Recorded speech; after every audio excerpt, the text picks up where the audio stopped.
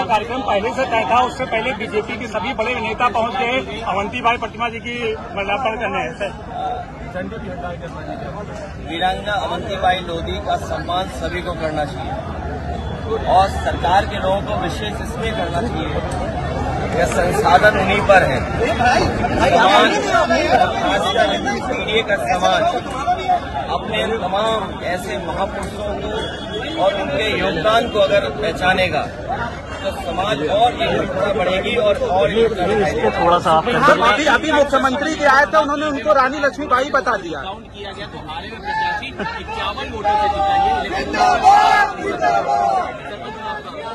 Election commission समय पर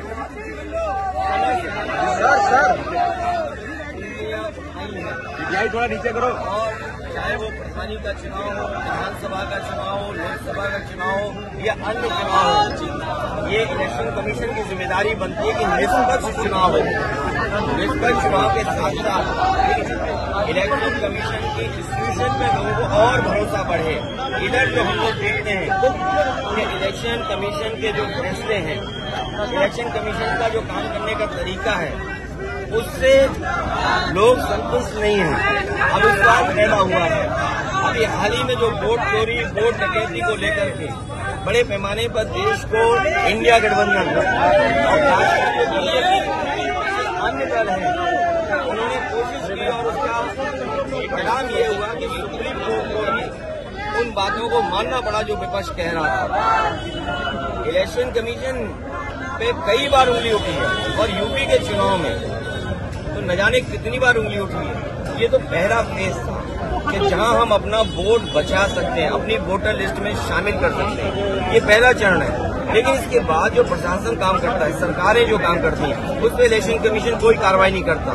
मुझे याद है कि जिस समय उंगली उठाई थी इलेक्शन कमीशन पर, तो 18,000 वोटों का जो डिलीट किया गया था, उनकी जानकारी इलेक्शन कमीशन को दी एफिडेविट के साथ दी।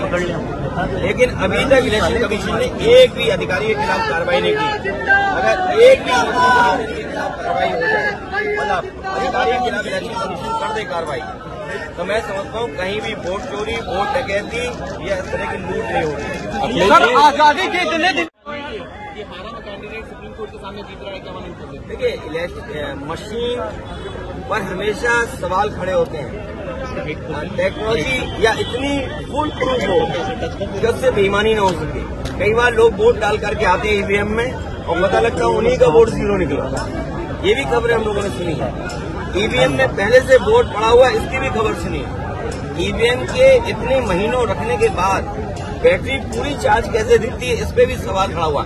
इसलिए जो बैलेट का हमेशा मांग रही है, और अमेरिका की नकल करें, जापान की नकल करें और जर्मनी की नकल करें। जर्मनी में तो सरकार और वहां के सबसे सुप्रीम कोर्ट का ये फैसला है कि अगर ईवीएम से वोट पड़ेंगे तो अनकॉन्स्टिट्यूशनल होगा। इसलिए बैलेट के वोट पड़ रहे हैं। अमेरिका में भी बैलेट से वोट पड़ते हैं और वहाँ खुद किससे वोट डालना ये चॉइस है। सर, सीआरटी के मॉड्यूल में नेहरू जी, देखिए, जब से भारतीय जनता पार्टी आई है, सबसे ज्यादा फर्जी काम बढ़ गए। जब से भारतीय जनता पार्टी आई है, फर्जी काम बढ़ गए। आज ही मैं सुन रहा था यहीं पर पड़ोस में मुख्यमंत्री कह रहे कि डबल इंजन। अब इनके इंजन गिनो।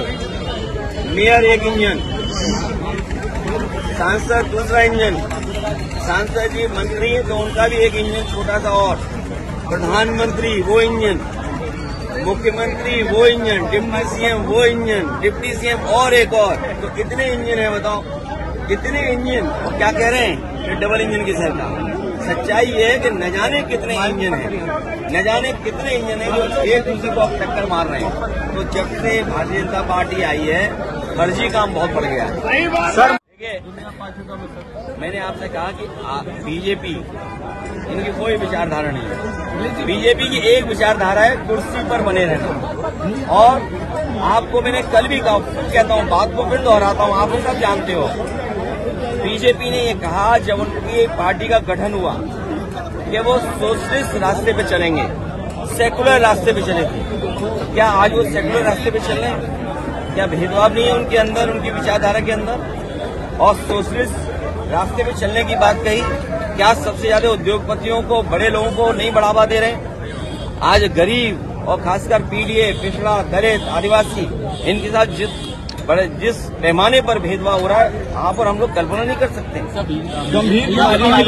बीजेपी की हर सड़क में गड्ढे हैं और बीजेपी का है एक्सप्रेस वे टूट गया है क्योंकि उन्होंने भ्रष्टाचार किया है और भ्रष्टाचार के बड़े बड़े गड्ढे हैं वहाँ पर। तो आप उन्हें बनेंगे या नहीं? भारतीय जनता पार्टी को हम लोग हटाएंगे। और जहाँ तक भारतीय जनता पार्टी हमेशा विचारधारा में उलझाती है, ये भारतीय जनता पार्टी के वो लोग हैं जो कुछ भी अपना सकते हैं, कुछ भी झूठ बोल सकते हैं।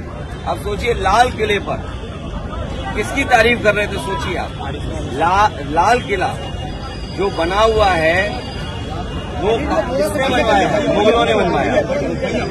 तो वहां पर जाकर के जब भाषण देते हैं तो बताइए किसकी तारीफ कर रहे हैं? जो संसद रजिस्टर्ड ही नहीं है, जो संसद रजिस्टर्ड नहीं है उसकी तारीफ कर रहे हैं। इसका मतलब प्रधानमंत्री जी कमजोर दिखाई दे रहे हैं।